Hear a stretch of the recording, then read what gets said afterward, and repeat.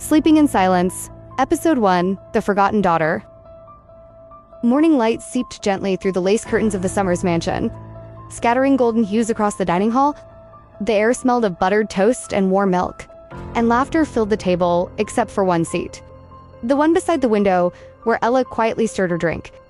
She was 17, with soft brown hair that framed her pale face, and eyes that seemed to carry the quiet weight of storms untold. To anyone who didn't know her, Ella Summers looked like any other happy teenager from a rich family. But happiness had long stopped visiting her heart. Once, she belonged. Once, she laughed at the breakfast table with her 4 brothers. Clarence, the eldest who always watched over her. Anthony, the charming joker. Luke, her gentle, blind brother whose smile could light a dark room. And Brandon, the youngest, yet the most protective of them all. Their mother, Lily, used to call her my sunshine girl, and her father, Patrick, never forgot to kiss her forehead before work. Until Debbie came home. Debbie, their real daughter? The one who was lost for years and found through a DNA test that promised to reunite a broken branch of the family tree. When Debbie stepped through their door, the Summers house filled with tears of joy and celebration. But for Ella, that day marked the beginning of her quiet disappearance. At first, she tried to love Debbie. She offered her old room, shared her dresses, even braided her hair like a real sister. But Debbie's smiles hid knives. She whispered lies when no one was around, cried fake tears when others were near, and slowly, she twisted the family's heart against Ella. She took my clothes again. Debbie sobbed one evening as their parents rushed in. She said, "I don't belong here." "That's not true," Ella cried, shaking her head. She told me, but before she could finish, her father's voice cut through the air. "Enough, Ella. We will not tolerate jealousy in this house." Jealousy. That word clung to her name like a curse. Days passed and whispers grew. Debbie stole, lied, and blamed, and Ella's family believed every word. Even Clarence, her eldest brother, who once promised he'd always take her side, now looked at her with tired disappointment. Then came the day on the staircase. It started with a scream, a sharp cry echoing through the grand hall. When Lily and Patrick arrived, Debbie lay at the bottom of the stairs, clutching her leg and sobbing. "She pushed me," she cried. "Ella pushed me." The house fell silent. All eyes turned to Ella, trembling at the top step. "No, I didn't." "She tripped, I swear." But no one listened. Clarence's face hardened. Anthony turned away, Luke's head lowered, and Brendan just shook his head, tears welling in his eyes. That night, they punished her. Her father's voice thundered through the house, and her mother's silence hurt more than any scolding. She locked herself in her room and cried until her pillow soaked through. Only one person came to her side, her nanny, old and gentle. Who had raised her since she was 5? "Child," the nanny whispered, brushing back Ella's hair, "you don't deserve this. You are kind, and one day, they'll see the truth." Ella smiled weakly. "I don't think so, Nana. Maybe they'll be happier if I'm gone." "Don't say that," the nanny said firmly. "You are their light." But Ella looked out the window, her reflection half hidden in shadow. Then maybe it's time their light rests. The following days grew colder. Debbie found new ways to torment her. Her favorite necklace gone, her books torn. Her cat Mitchie, missing for 2 days. When Ella finally found Mitchie, it was too late. The little creature lay lifeless near the terrace, her fur stained with blood. "Mitchie?" Ella screamed, her voice breaking. She held the cat close, crying as if her heart itself had been torn open. Her brothers rushed in. "What happened?" Anthony asked, alarmed. "She's dead." Ella sobbed. Someone, before she could finish, Debbie entered, clutching her arm. "The cat attacked me," she said with a quivering voice. I tried to calm her, but she went wild. "She's lying," Ella cried. "Mitchie would never, but Debbie showed faint scratches on her skin." "You can see it," she said softly. "I didn't want to hurt her." And once again, everyone believed her. "It's just a cat," Anthony muttered as Ella buried Mitchie in the backyard alone. "I'll buy you another one." But there was no replacing Mitchie. She was the last thing that had truly loved Ella without condition. As night fell, Ella sat under the old oak tree near the garden, her hands trembling. "I'm tired," she whispered to the stars. "So tired of being the bad one." When her nanny came to check on her, Ella hugged her tightly. "Nana," she whispered, "I've decided something.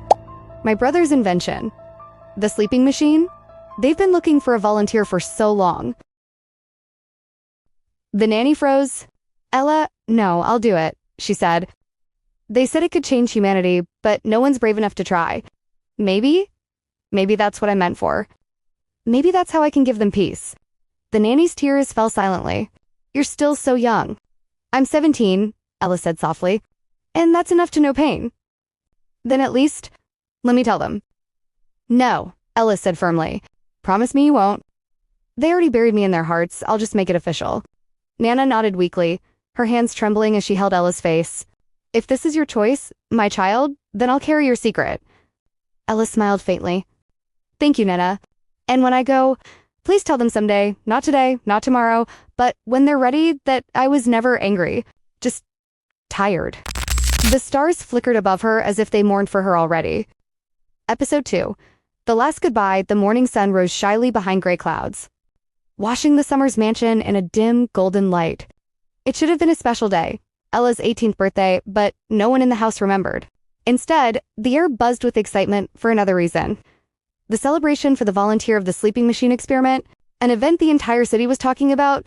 Scientists, reporters, and investors were gathering to honor the Summers family's invention, a device that could suspend a human being in a state of sleep for 20 years, preserving life without aging.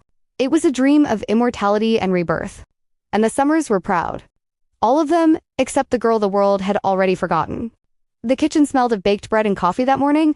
Ella walked in wearing a soft blue dress, her hair loosely tied. Her eyes carried shadows of nights spent crying. Only her nanny was there, humming an old tune as she stirred a pot of soup.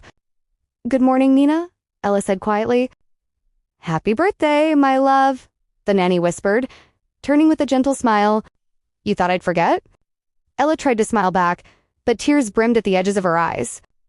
"You're the only one who remembered." "Your family just got busy," the nanny said, though her voice cracked with guilt. "They'll remember." "No," Ella said softly. "They won't."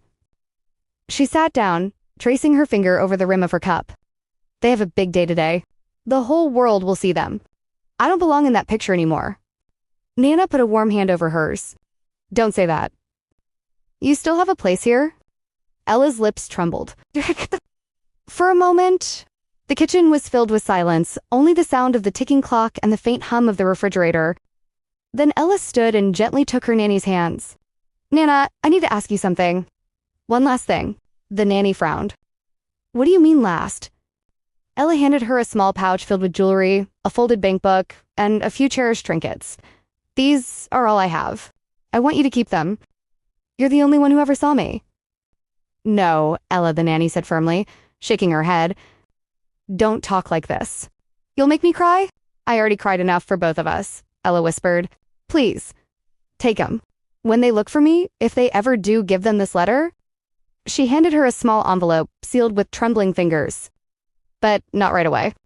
Only when they're ready." The nanny clutched the envelope to her chest, her tears falling freely now. "Ella, you're scaring me. Where are you going?" "Somewhere peaceful," Ella replied. "Somewhere I won't be in the way." "Please, don't do this," the nanny begged, gripping her tightly. "They'll realize their mistake. I promise you. Don't go." But Ella only smiled that same broken, brave smile. "I love you, Nana. You were my mother more than anyone." She kissed her cheek, then turned toward her room. Inside her room, once filled with laughter, now emptied of color, Ella carefully packed a few things into a small bag. On the desk lay a photograph of her and her brothers, all smiling at a family picnic from years ago. She brushed her thumb across their faces. "Clarence, Anthony, Luke, Brandon," she whispered. "You used to call me your little sister. Maybe in another life, I'll be that again." Her eyes landed on the corner of the picture, a small shadow where Debbie had torn the edge. The memory made her heart tighten, but she forced herself to smile anyway. "I forgive you," she whispered. "All of you." Then she placed the photo face down, as if closing a chapter. She took one last look around her room, the books, the curtains, the empty spot where Mitchie used to curl up, and whispered, "Goodbye, home." Couple months ago, Adrian Keller, the lead scientist and engineer of the project, sat at his desk reading files. His eyes were tired. Months of searching for a volunteer had worn him down. "We may have to cancel the presentation," he muttered to his assistant. "No one wants to risk 20 years of uncertainty." But just then, the door opened.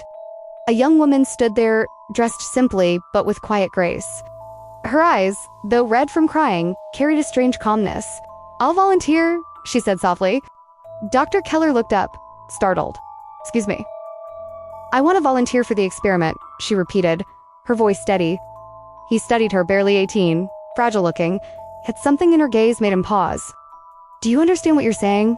This isn't a small decision. You may not wake up. Ever? I understand," she said. "And I'm willing?"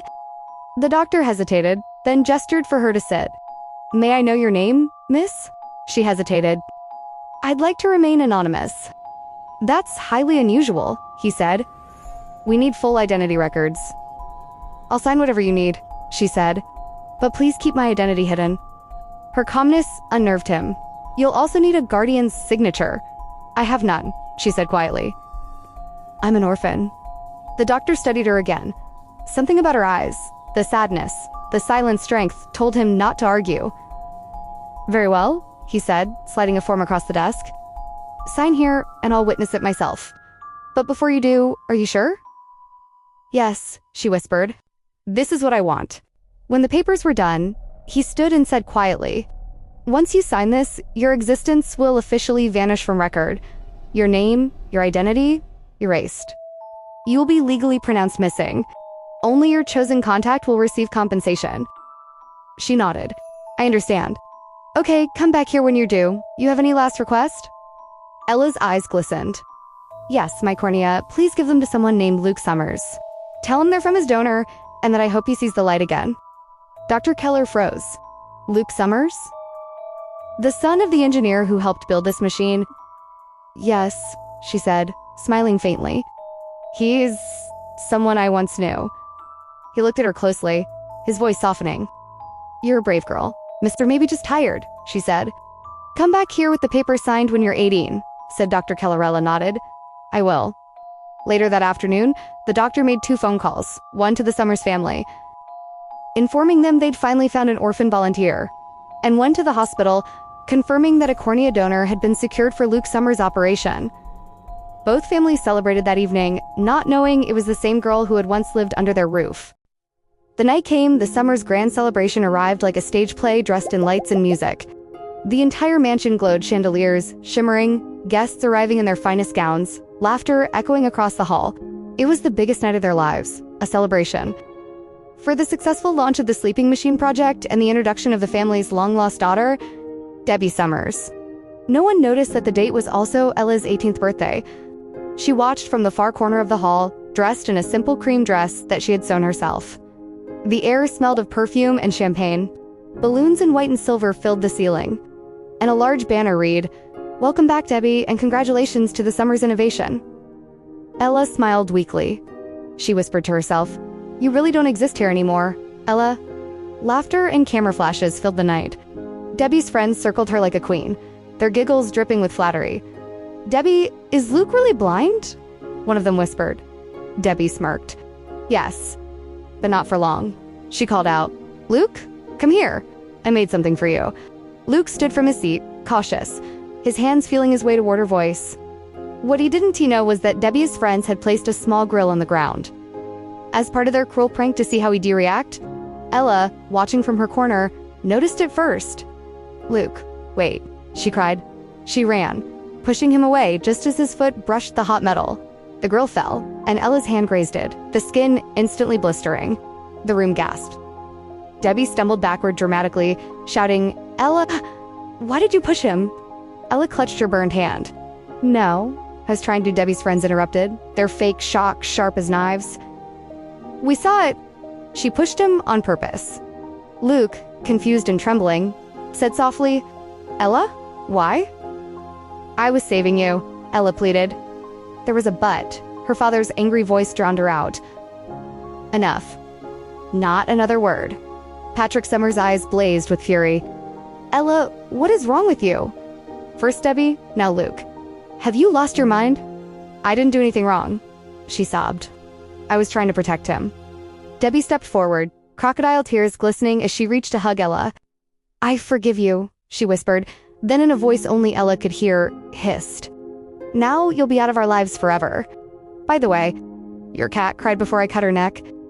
Something inside Ella shattered. She pushed Debbie away, her voice shaking. You killed Mitchie. Debbie fell to the ground, crying out dramatically. She pushed me again. The crowd gasped. The music stopped. Her father rushed forward, helping Debbie up while glaring at Ella. What have you become? Lily, her mother, covered her mouth, tears in her eyes. Patrick, please, he turned on Ella. After all we've done for you, this is how you repay us. You were ungrateful. Ella trembled.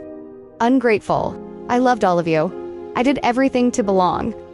You're nothing but a mistake, he spat. I regret ever adopting you. I wish I'd never brought you into this family. Those words pierced deeper than any wound. Ella stared at him, her vision blurring. Is that true?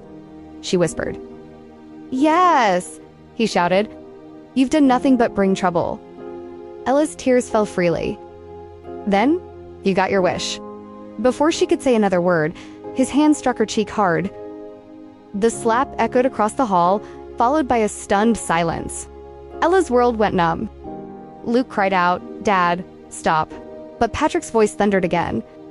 Brandon, take her home. Lock her in the storage room until she learns respect. Brandon hesitated, his heart breaking, but he obeyed. He gently took Ella's arm. Come on, he whispered. Just go home. She didn't resist.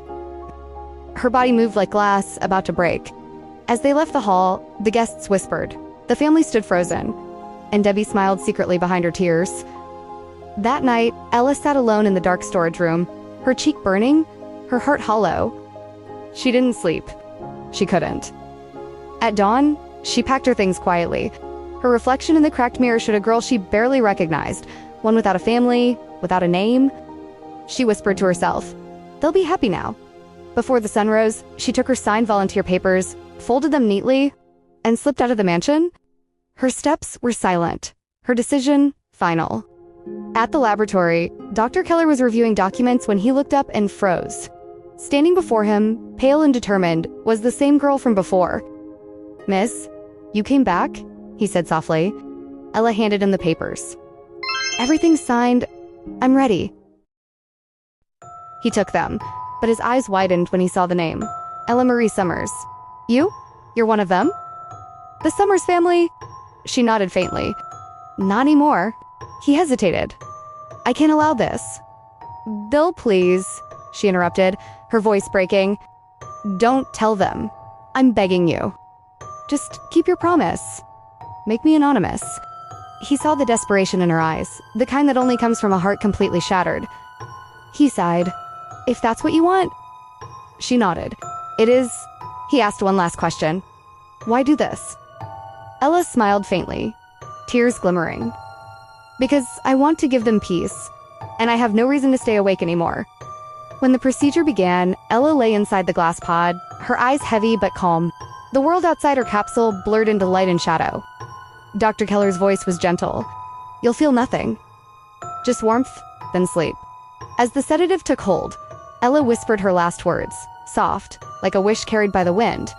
I'm finally going home. The machine hummed, lights pulsed, and Ella fell into silence, a silence that would last 20 years. Meanwhile, in another wing of the hospital, Luke Summers awoke from his cornea surgery. When he opened his eyes, the world flooded with light for the first time. I can see, he whispered, tears spilling down his face. I can see.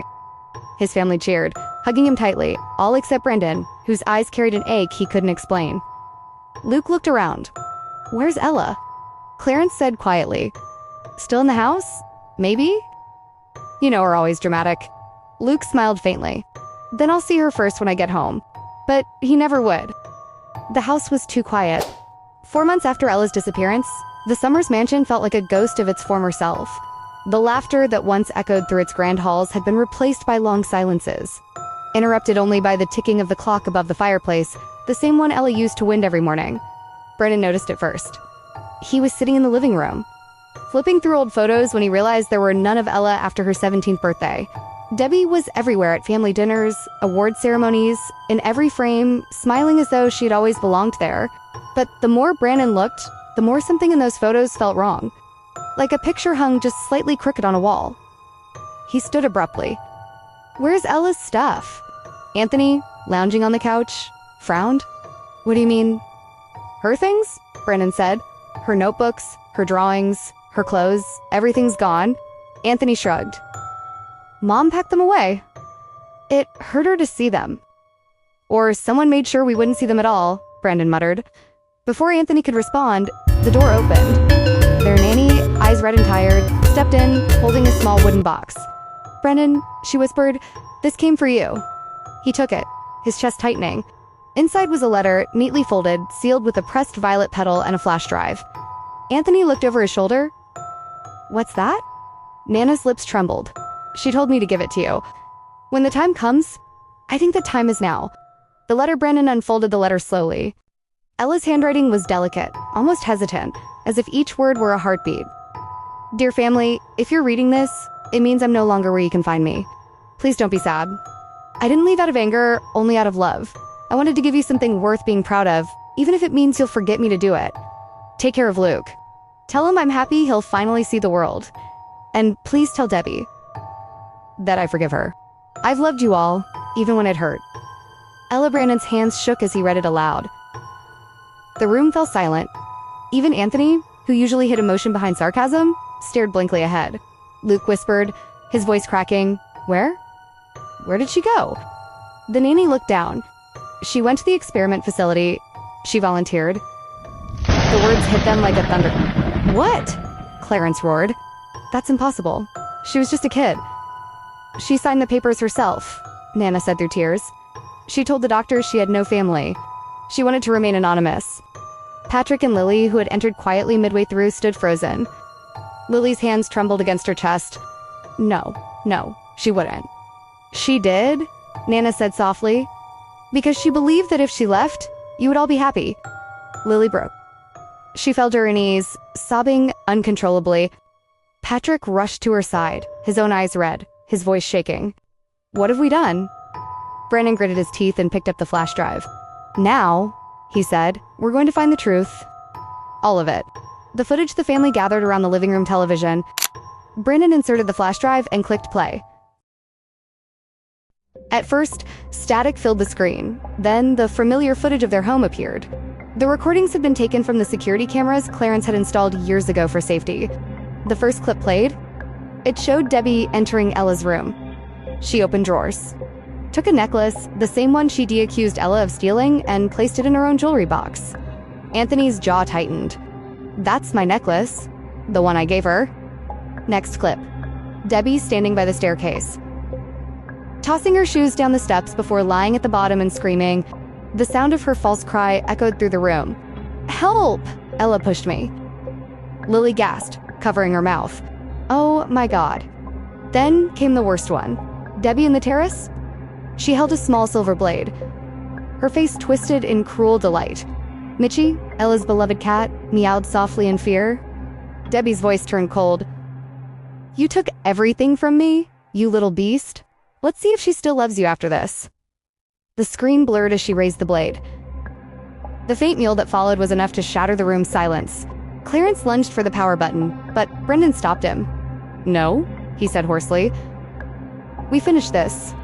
Clip after clip played every lie, every cruel smile, every manipulation Debbie had spun so perfectly. Then the final video appeared, one none of them expected. It showed Ella sitting on her bed, eyes swollen, speaking to the camera. I don't hate them, she said quietly. Not Mom, not Dad, not my brothers, and not even Debbie. Maybe I was never meant to stay. Maybe I was meant to be their lesson. I wish they could have seen me one last time, not as the girl they blamed, but as the one who loved them the most.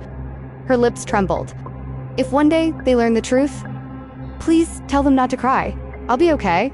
I'll just be sleeping. The screen went black. No one moved. Then Luke, the gentlest of them all, let out a sob so raw that it cracked the air.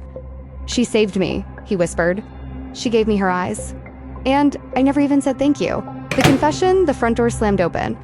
Debbie stood there, pale and wide-eyed, clutching a phone. What's going on? She demanded, her voice shaking. Why are you all looking at me like that? Anthony turned to her, eyes burning. We saw everything. She froze. What? What do you mean? Brandon grabbed the remote and pressed play again. Debbie's face flickered across the screen. Her lies, her cruelty, her laughter. She stumbled backward, shaking her head. No, it's not. That's not Stop Lying. Clarence shouted, his voice booming. We believed you. We turned against Ella because of you. Debbie's breath quickened. You don't understand. Patrick's voice thundered. You made us hate our own daughter. Debbie's face twisted. Your own daughter? She spat. You think she was your real child? She wasn't. She was nothing but a stray you picked up. Lily's eyes widened. What are you saying? Debbie's lips curled into a manic smile. You want the truth, she hissed. Fine. I'm not your daughter either. The room fell into stunned silence. Patrick's voice broke. What? What did you just say? Debbie laughed, a hollow, bitter sound. I said, I'm not your real daughter. The real Debbie? She died when she was little. Her mother, one of your maids, switched the DNA samples so I could take her place. It was easy. You were desperate. You wanted your real child back, and I gave you that lie, and you swallowed it whole. No, Lily whispered, shaking her head. That's not true. Oh, it's true, Debbie sneered. And Ella? She was your real daughter all along. The test you thought proved otherwise. It was the one that was switched. The room exploded into chaos. Lily collapsed to the floor, sobbing uncontrollably. Patrick's knees buckled as he gripped the wall for support. Clarence stormed forward, eyes wild. You destroyed her life. He grabbed Debbie by the shoulders. Because of you, Ella's gone. Debbie laughed again, though tears streaked her face. Because of you, Clarence? You all wanted a perfect family, and I just gave you the version you could believe in. Brandon shoved her back, fury breaking his calm. You killed her cat. You ruined her name. I didn't kill her, Debbie snapped. She killed herself. She gave up. You think I forced her into that machine? No, you did. Every single one of you. Luke stumbled back, whispering, she's right. But Brandon grabbed his shoulder. No, Luke. We didn't kill her. We'll make it right. Debbie smirked. Make it right. You can't undo death. Clarence's hand trembled. He wanted to strike her, but stopped. No, he said through gritted teeth. You're not worth another sin. Anthony pulled out his phone. I'm calling the police. Debbie laughed one last time, a bitter, broken sound. Call whoever you want. But you'll never erase what you did to her. Then she sank to the floor, crying, though whether from guilt or madness none of them could tell. The truth burns. The police came. The media followed. The scandal tore through their name like wildfire. DNA retesting confirmed the truth. Ella Marie Summers was their biological daughter. The girl they loved once, doubted, then drove away, was the one they were meant to protect all along. In one day, their entire world collapsed. That night, none of them spoke. The brothers sat together in the living room, the same room where Ella once played piano after dinner. Her laughter echoed faintly in memory. Brandon broke the silence. We can't stay here. Anthony looked up. Where will we go? To her, Brandon said quietly. To where she sleeps.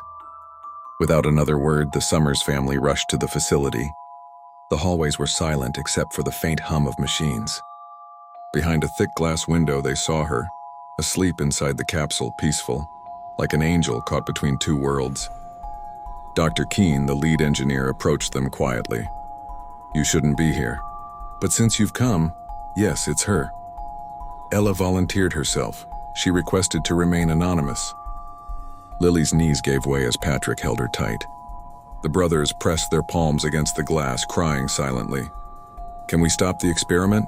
Brandon asked. The doctor shook his head. It's irreversible. If we interrupt the process, she'll die instantly. The only way is to wait 20 years. The room filled with the sound of quiet sobbing. Clarence whispered, then we'll wait. No matter how long it takes, we'll be here when she wakes up. And they did. The episode 4, The Awakening, 20 years passed. The world changed, buildings taller, skies brighter, and people moving faster. But one thing never changed, the Summers family's visits to the lab. Every week they came to see her. Brandon talked to her as if she could hear. Luke placed fresh flowers by her capsule. Anthony would sometimes sit and play guitar beside her, the same lullaby Ella once sang. When the 20th year came, the facility buzzed with excitement. The experiment was finally complete. The capsule's lights dimmed, the glass hissed, and the chamber slowly opened. Inside, Ella's eyes fluttered open for the first time in 2 decades. Her vision blurred, but the faces before her were familiar, older, tearful, waiting. "Ella," Lily whispered, trembling. "It's us, we're here." For a long moment, Ella only looked at them, her mind lost between time and memory. Then, as if a soft breeze whispered to her heart, tears welled in her eyes. "I remember," she said weakly. "You're my family." Patrick stepped closer, tears streaming. "We're so sorry, Ella. We were blind, and all of us." Ella smiled faintly. "I already did, long before I fell asleep." Her voice was soft but full of peace. She looked at Luke, whose eyes were filled with guilt and light at once. "You can see now," she said. He nodded, crying. "Because of you, then that's enough for me." The family surrounded her, holding her hands, crying and laughing all at once. For the first time in years, they felt whole again. But fate can be cruel even to the kindest hearts. That night, while resting in her recovery room, Ella stared at the stars through the window, the same stars she once wished upon as a lonely girl. A calm smile touched her lips. The nurse who checked on her later found her lying peacefully, her hand resting over her heart, her face serene. The monitor showed a quiet, steady line. When her family rushed in, they found her surrounded by soft light, as if she had simply gone back to sleep. Lily broke down beside her bed. "She forgave us, and now she's gone." Patrick hugged her tightly. "She's not gone," he whispered. "She's finally free." Outside, the sunrise painted the sky in hues of pink and gold. Luke walked to the window, looking out with tears in his eyes. He could see the world, bright, alive, and beautiful, and he knew every color came from her. "Thank you, Ella," he whispered, "for letting me see what you saw all along." Epilogue. A few months later, the Summers family built a small garden beside the facility. A single plaque stood in the center: Ella Marie Summers. She slept in silence but awakened our hearts. Each year on her birthday they gathered, not to grieve but to celebrate her. Her story became a lesson, her name a reminder of forgiveness and love beyond time. And though she was gone, every sunrise felt like her smile returning to the world. Years later, the city spoke her name again, not in whispers but in gratitude. Luke Summers stood on a quiet stage, holding a small documentary file titled "Sleeping in Silence." Behind him, a photograph of a girl with gentle eyes flickered on the screen. "This," he said softly, "is the story of the one who gave me sight and taught me to truly see." He had become a scientist, continuing Dr. Keller's work, not to erase lives but to preserve hope. Every patient's story, every volunteer's name, now recorded with honor. At the closing frame, a quote appeared, Ella's handwriting, preserved from her final form: "Even if I disappear, let the light I leave behind guide someone home." And in that moment, silence turned into applause, not mourning her loss, but celebrating her life. Ella Marie's story had not ended in sleep. It had awakened the world.